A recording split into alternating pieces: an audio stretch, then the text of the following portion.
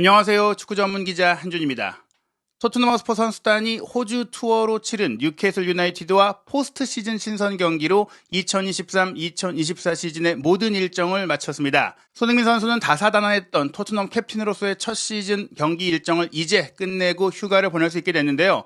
이 포스트 시즌 경기는 프리시즌 경기가 새로운 시즌을 준비하는 과정 속의 출발점이자 전지훈련의 개념으로서 주목받는 것과 달리 사실 이제 선수단이 해산하기 전에 치르기 때문에 떠날 선수들과 치른다는 점에 있어서 경기의 집중도와 분위기가 조금은 더 아쉽고 조금 맥빠진 모습이 있었거든요. 그럼에도 불구하고 이러한 유형의 경기들을 유럽의 많은 팀들이 추진하고 있고 늘어나고 있는 이유는 유럽 축구가 최근에 리그와 연맹 차원에서 재정적 규정을 충족해야만 또 선수를 영입하고 그런 부분들에서 라이센스를 유지할 수 있고 선수 영입 내지는 최근에 프리미어리그 같은 경우도 이제 재정 규정을 충족하지 못하면 승점 삭감이라는 징계까지 시즌 중에 벌어지기 때문에 시즌이 끝나기 전에 수익을 추가할 수 있는 그런 방안으로 추진되고 있는 것이거든요. 유럽 축구의 회계 연도가 시즌 기준이다 보니까 6월 30일 전까지 이 돈을 수익을 벌기 위해서는 시즌 말미에 일찌감치 이제 다른 컵 대회에 올라가지 못한 팀들은 만약 컵 대회, 잉글랜드를 예로 든다면 FA컵 결승에 오른 팀이라면 어차피 일주일 정도 더 일정을 보내야 하니까 선수단과 함께 투어 경기, 마치 프리시즌 때 해외 경기를 치르듯이 이렇게 투어 경기를 통해서 친선 경기를 통해서 수익을 창출하는 방법을 적극 도입하고 있는 것이죠.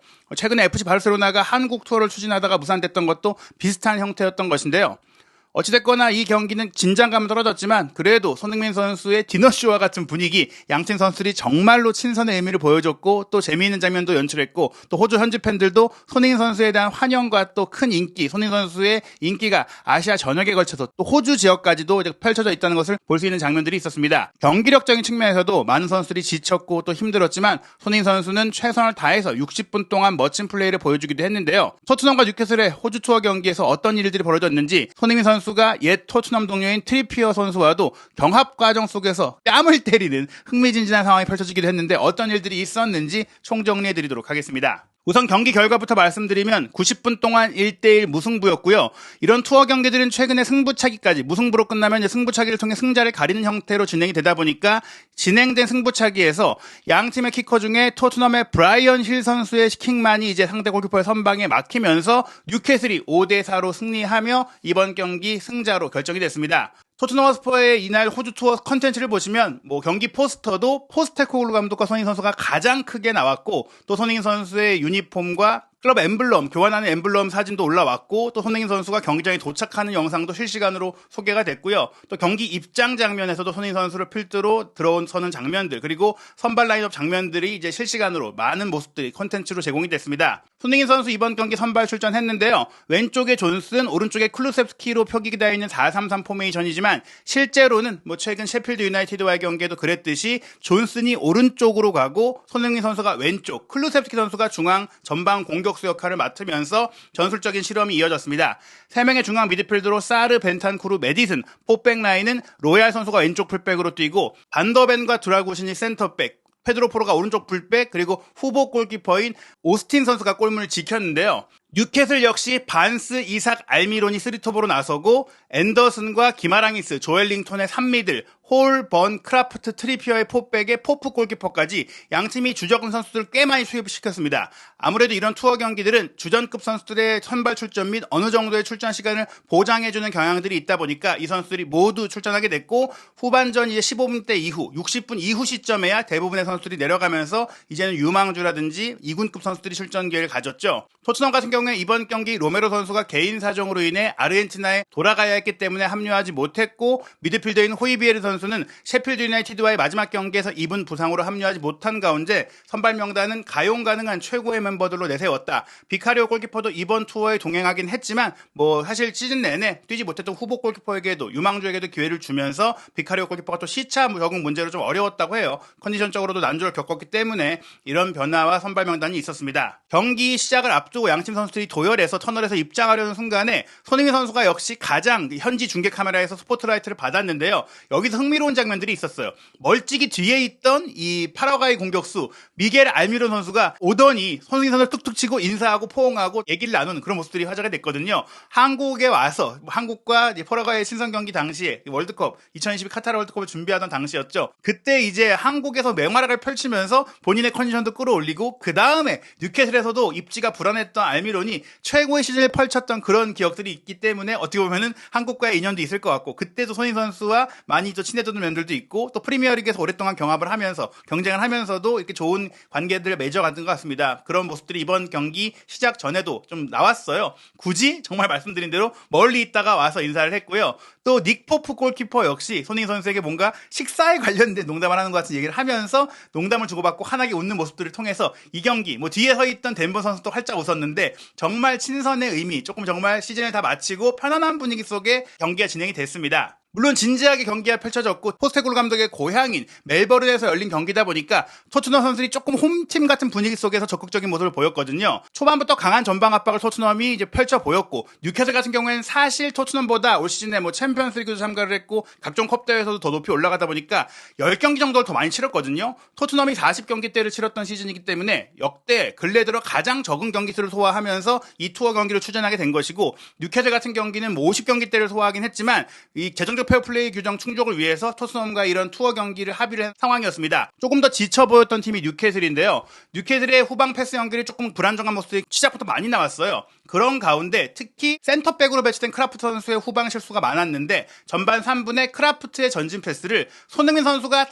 차단하자마자 돌파해서 왼발 슈팅을 가져간 게 또한 크라프트 선수의 손에 맞으면서 토트넘 선수들이 핸드볼 아니냐 페널티킥을 요청했지만 손으로 공을 건드렸다기보단 공이 손에 와서 맞았다. 이런 판정 속에 이제 페널티킥이 주어지지 않았습니다. 보시는 대로 클루세스키 선수가 최전방에서 스트라이커 역할을 맡았던 모습을 볼 수 있고요. 이 장면 직후에 뉴캐슬도 곧바로 반격을 가했는데요. 알미론의 패스를 받은 이삭 선수가 먼 거리에서 그대로 중거리 슈팅을 때려봤던 것이 조금은 허무하게 무산이 됐어요. 그리고 나서 양팀 모두 조금은 느슨한 경기가 이어졌고 특히 뉴캐슬은 많이 내려서서 역습하는 형태의 축구를 구사하며 체력적으로 힘든 모습들을 많이 보였거든요. 그러한 과정 속에 전반 22분에 또 한 번 뉴캐슬의 후방 빌드업을 토트넘이 전방 압박으로 차단하게 되는데 이번에는 트리피어의 전진 패스를 로얄 선수가 이날 왼쪽 풀백으로 선발 출전을 했는데 인버티드 풀백으로 안쪽으로 들어와주면서 이 패스를 중원 지역에서 차단했고 차단과 동시에 메디슨에게 패스를 해줬을 때 메디슨의 슈팅이 골대 옆으로 좀 빗나가는 장면이 있었습니다. 24분에는 왼쪽 측면에서 손흥민 선수가 트리피어를 상대로 1대1 상황에서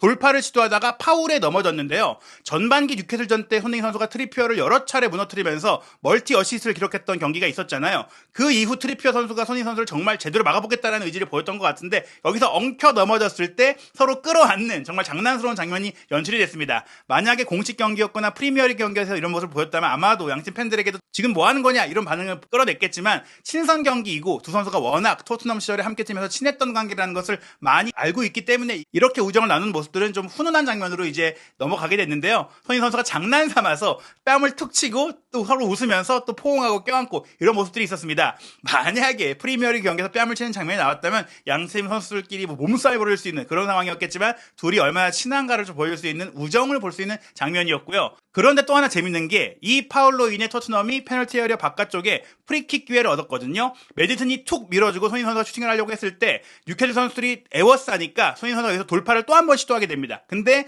그 돌파를 이번에는 페널티 에리어 안쪽 지역에서 트리피어가 막아섰고 여기서 또 엉켜 넘어졌거든요. 손흥민 선수가 주심에게 페널티킥 아니냐라고 항변했는데 트리피어가 아니다라고 이제 제스처를 취하게 됩니다.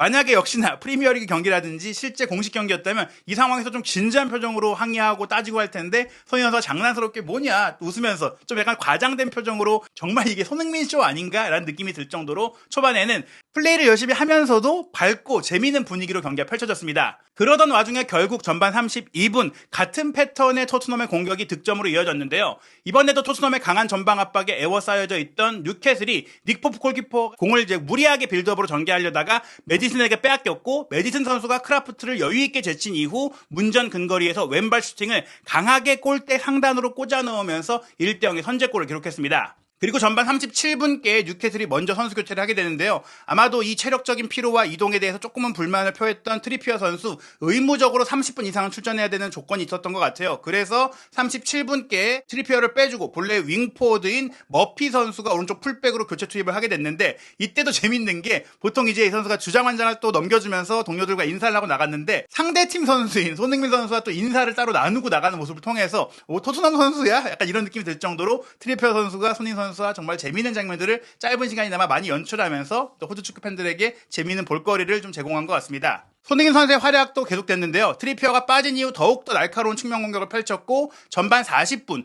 메디슨의 전진 패스를 받은 손흥민 선수가 페널티 에리어 왼쪽을 돌파해 들어간 이후 존슨이 가운데로 침투해 들어오는 타이밍에 맞춰서 완벽한 크로스 패스를 줬거든요. 이 컷백 패스를 존슨이 이어받아서 슈팅으로 가져갔는데 또 한 번 빅찬스 미스가 됐습니다. 포프 골키퍼의 정면으로 차면서 막히게 됐는데요. 2023-2024 시즌에 브레넌 존슨이 무려 17개의 빅찬스 미스로 토트넘 선수 중에서 가장 많은 빅찬스 미스를 기록하기도 했고 프리미어리그 전체 선수 중에서도 탑 10 안에 드는 빅찬스 미스를 기록할 정도로 특히 손흥민 선수가 준 기회를 너무나 많이 놓쳤기 때문에 아쉬웠는데 이 장면 역시 똑같이 반복이 됐습니다. 이러한 가운데 전반 45분 뉴캐슬이 동점골을 넣고 경기를 마치게 됐는데요. 조엘링턴의 패스를 받은 기마랑이스 선수가 오른쪽 측면으로 빼준 공을 교체해서 들어왔던 머피가 오른쪽 측면 깊숙이 들어가서 컷백을 내줬고 이 컷백을 골키퍼 오스틴이 막아냈지만 그 앞에서 흐른 공을 이삭 선수가 가볍게 밀어넣으면서 동점골을 넣은 것입니다. 인버티드 풀백으로 뛰면서 사이드 커버를 해야 되는 상태에서 로얄 선수의 위치 선정이 안 좋았던 부분들이 머피를 완전히 자유롭게 놔줬고 그 부분들이 결국에는 토트넘의 실제 프리미어리그 시즌 중에도 드러났던 문제를 재현하는 그런 아쉬운 실점이었는데요.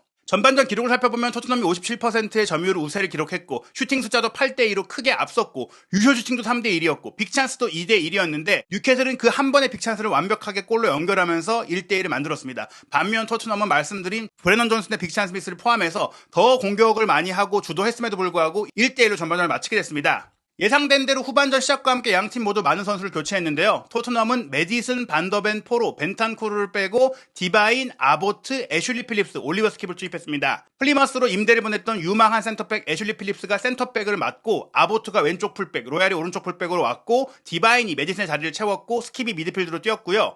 뉴캐슬은 조엘링턴과 이삭을 빼고 칼럼 윌슨과 유망주인 화이트를 투입했습니다. 후반전 초반에는 이러한 많은 선수 교체 속에 먼저 뉴캐슬이 공격 기회를 만들었는데요. 48분 기마랑이스가 전방 압박을 통해 공을 차단하자마자 하비반스가 돌파에 들어가서 오른발 가마차기 중거리 슈팅을 연결한 게 아슬아슬하게 골대앞으로 빗나갔어요. 아무래도 토트넘은 많은 선수를 교체한 이후 경기의 퀄리티가 조금 떨어졌었는데요. 결국 60분에 또 한 번의 교체를 단행하는데 손흥민 선수와 파페 사르를 빼고 브라이언 힐과 유망주 돈니를 수입한 것입니다. 토트넘의 공식 계정은 손흥민 선수가 교체되어 나올 때 호주 현지 관중들 그리고 많은 한국 교민들이 손흥민 선수의 유니폼을 들고 와서 흔들고 또 인사하고 환호를 보내는 모습들을 또 소개하면서 호주 멜버른에서 손흥민 선수를 향한 엄청난 애정이 쏟아졌다 이런 컨텐츠를 올리기도 했고요. 3분 뒤인 63분에는 뉴캐슬 역시 핵심 선수들인 하비반스와 덴번, 알미론을 빼고 디알로, 머피, 애슈비 등 어린 선수들과 후보 선수를 투입을 했습니다. 그 뒤에 경기력은 조금 더 떨어지긴 했지만 그래도 유망주들이 좋은 기회들을 서로 만드는 상황들이 펼쳐졌고요.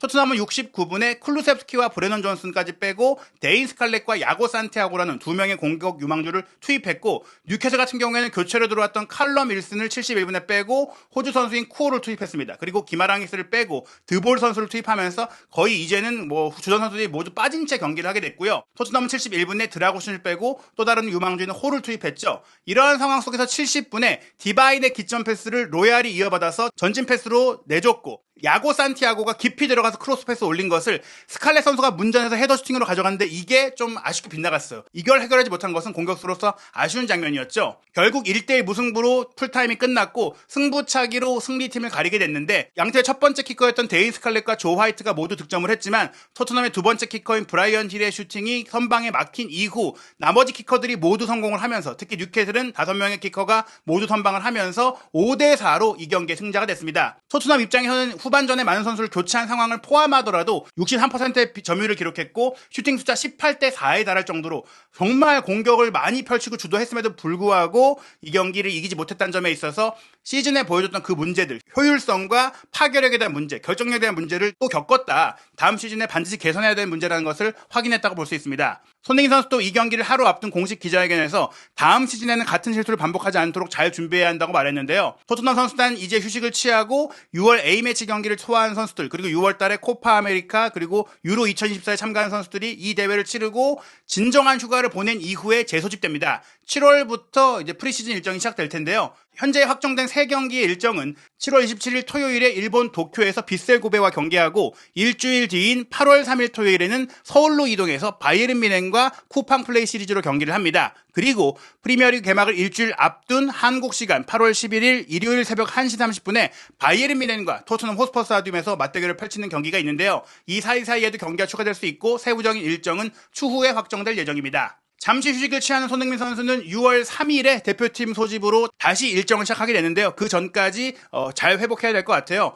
5월 27일에 김도훈 임시감독 체제의 대한민국 대표팀 월드컵 2차 예선 6월 2경기 명단을 발표하게 됩니다. 6월 6일 목요일 밤 9시 싱가포르 원정, 6월 11일 화요일 밤 8시 서울 월드컵 경기장에서 중국 대표팀과 홈 경기로 월드컵 2차 예선이 끝나게 되고요. 이 경기 결과가 중요한 것은 3차 예선 시드 배정에 있어서 한국이 현재 아시아 피파 랭킹 3위에 올라있긴 한데 호주와 포인트 차이가 얼마 안 나거든요. 이 두 경기 중에 한 경기만 비겨도 4위로 떨어질 수가 있기 때문에 톱시드를 받지 못할 수 있습니다. 그렇기 때문에 두 경기 이미 3차전 질승이 사실상 확정됐지만 중요하다고 볼 수 있겠죠. 과연 한국 대표팀 아직 정식 감독을 선임하지 못한 시간이 길어지고 있는 가운데 싱가포르 중국전은 어떻게 치를지, 또 토트넘의 프리시즌 나머지 일정들은 어떻게 결정이 될지, 또 여름 이적 시장에는 어떤 선수들이 들어오고 나가게 될지 한준TV와 함께 2024년 여름 오프 시즌의 축구 소식도 확인하시기 바랍니다.